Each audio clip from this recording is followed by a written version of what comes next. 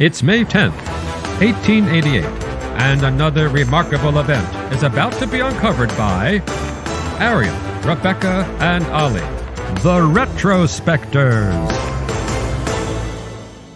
Reading about wrestling is probably not as exciting as watching it live, but it must have felt pretty dramatic nonetheless today in history in 1888 when the Sporting Life published a report on the first ever wrestling championship of the world, which concluded with the sentence, "Wannop was nearly killed." Perhaps less of a surprise when you know that English champion Jack Wannop's opponent in the ring was American Evan Lewis, nicknamed the Strangler. Yeah, so Jack Wannop was reputed to be the best wrestler in England, though this was a pretty easy claim to make at the time because they didn't have the kind of systematized sporting hierarchy that we have today, and pretty much the idea that he was the best in England came about very much because he went around saying it a lot to people. Isn't that still the case in wrestling? I suppose that's true, yeah. But there was a piece in the Sporting Life prefiguring this match where he had told the publication, "As no one will take me on here, I'm determined to make some of those Yankees see snakes." And so he went about trying to set up this match with the very best that the US had to offer. Yeah, I mean, Evan Lewis, the Strangler, credited with inventing the stranglehold. I mean, probably not the first person to do it, but as a wrestling move, hence his nickname. And yeah, as you mentioned, at that time, you basically could claim to be the American champion or the English champion, and unless someone could catch up to you and wrestle you to the ground, you could pretty much hold on to that title. Mm-hmm. But Lewis is recognised as the first holder of the official title of American heavyweight wrestling champion. So there were two earlier wrestlers, Joe Acton and Edwin Bibby, who had previously been branded American champions, but only for either, Greco-Roman, sort of traditional, mainstream, respectable wrestling, or catch wrestling, which sort of had its roots more in sideshows. But it was Lewis who defeated a guy called Ernest Rober in 1893 in a match which alternated between rounds of Greco-Roman and catch styles. So he, by winning that match, created this new unified title of American champion. And to be clear as well, I think probably just say up front, this is what we call, real wrestling. What we now call professional wrestling, like WWE, would evolve later in the early 20th century, but it actually came from this tradition of real wrestling, but it had become so fixed that punters eventually came to expect it to be fixed, and from that they then just started to fictionalize the whole thing. Yeah, well, the interest of punters, I think, is crucial in the development of Lewis's kind of in-ring personality, right? Because he was seen as a dirty fighter who ignored the rules. The match that made his name was in 1886 when he fought a Japanese wrestler called Matsada Sorakichi. And according to eyewitnesses anyway, 8 or 9 of whom passed out, snapped his leg over his like a branch. I don't think he did actually break his leg. I think he did bust his ankle though. But nonetheless, it established him to an audience of braying, betting masochists as someone who you could go to and he would guarantee you something exciting. And then he came to be known for his signature move, the strangle, which is a bit like a rear naked choke from mixed martial arts. It does make me wonder whether Wannop was a bit worried about what he was going to encounter in this match, particularly because this guy had this reputation for this particular move. And according to the reports that it's possible to find of this match, it did seem that even from the beginning, it looked like it was going to be a fairly one-sided affair, and partly because Wannop was quite nervous at the beginning. And in the first round, both men did actually go down with Wannop on top, which might make you think that he sort of had the advantage, but Lewis very quickly managed to get up from that clinch. And then the rest of the round unfolds in a fairly level way, but I think even to spectators it was quite obvious that Wannop was the lesser fighter of the two.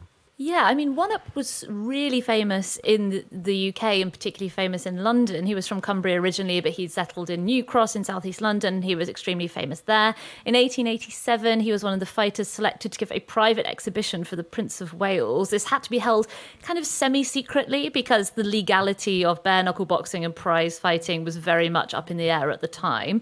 He was there with the first ever boxing superstar, the American John L. Sullivan. So he was a well-known name.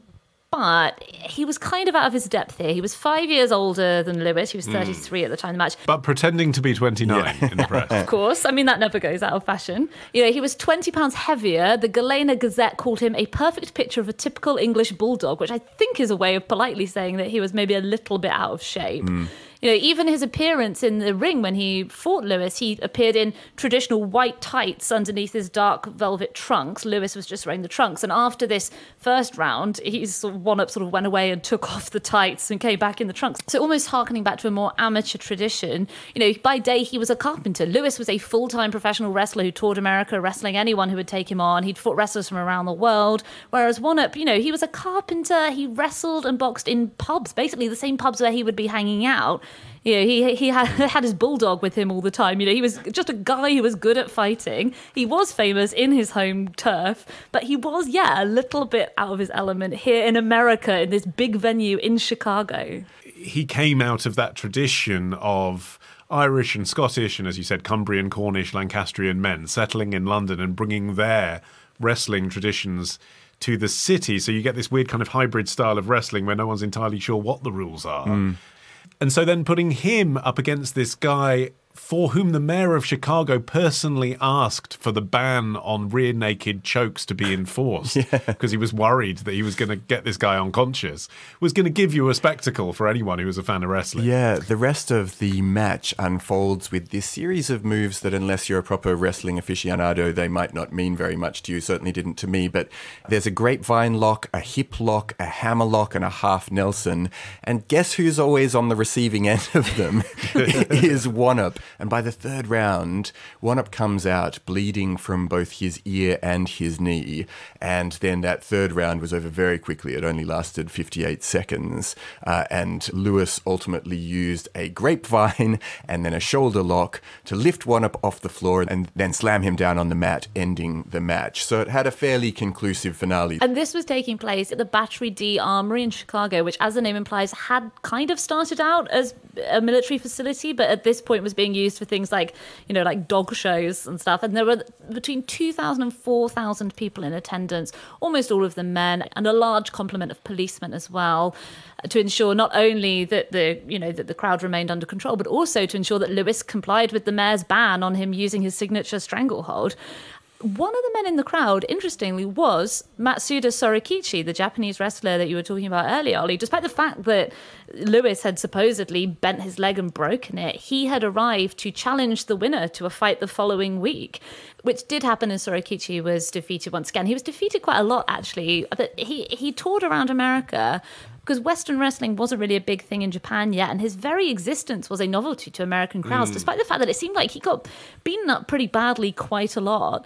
He carried on touring around the US for several years before he went home. Some of the people that came to see him had probably just never seen a Japanese person. That's probably what they wanted to see. Well, Wannop also stuck around for a while, and he then became primarily a boxer, but really it was kind of a moment of shame because this had taken months to prepare, this match between the best of the US and the best of Britain. And it was meant to be Wannop's big break. And actually it was over in minutes. The Galena Gazette ran a piece titled "The Big Fellow's Heart Was Broken."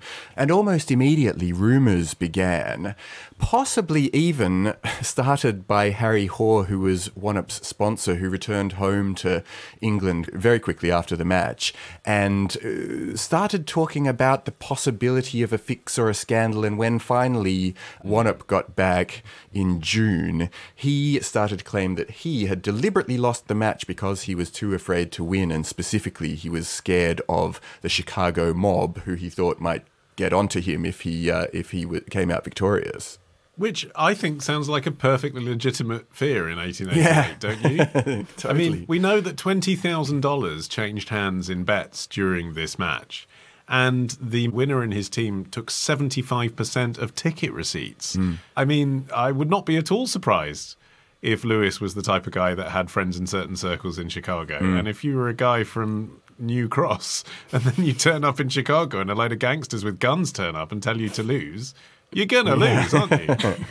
I mean, he did manage to keep going for a long time, though. You know, when he returned back to England, he resumed his career as a boxer, and he boxed for years. He ran his own gyms as well. In 1893, he actually took to the Elephant and Castle Theatre stage with another friend and veteran boxer Jem Mace, playing themselves in this apparently quite well-received fight scene in a play called The Days to Come. So he was there playing his former self as a guy who had only just recently retired as a sort of fighter. This is when he was on the stage getting the idea for WWE, thinking, oh, this whole thing would have been much easier if I could have been pretending that.